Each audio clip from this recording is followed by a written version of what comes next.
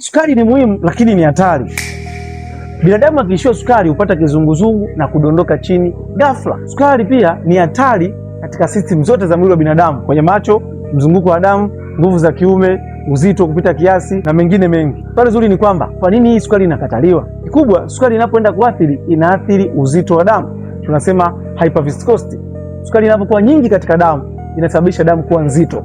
Damu ikiwa nzito kwenye nguvu za kiume itakuathiri uume kutokupata damu vizuri. Ile mishipa midogo midogo damu itapita vizuri. Ikiwa nzito, uume utasimama kwa ulegevu, utawahi sana kileleni. Kwenye mfumo wa damu, damu ikiwa nzito, moyo utatumia nguvu kusukuma damu kupita. Mishipa itatanuka, moyo utatanuka. Swali zuri ni kwamba kwa nini unakunywa soda? Kwa nini unakula kiepe? Kwa nini unakula pizza? Hivi vitu ambavyo unavitumia kila siku ndio vinachochea sukari kuongezeka mwilini. Punguza vyakula vya sukari kwa afya yako ya mfumo mzima na kwa nguvu zako za kiume. Tambua chanzo, tibu tatizo.